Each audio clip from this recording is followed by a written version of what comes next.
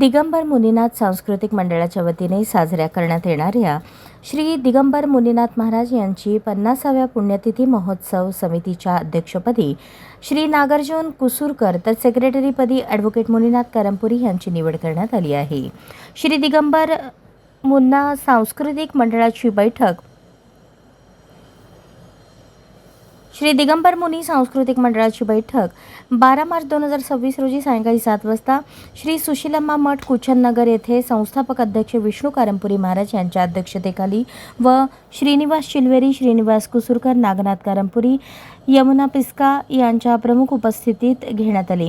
या बैठकीत दिगंबर मुनीनाथ महाराज यांच्या 50व्या पुण्यतिथी महोत्सव प्रतिवर्षाप्रमाणे यंदाही सामाजिक, धार्मिक आणि सार्वजनिक उपक्रमांद्वारे साजरा करण्याचे ठरले।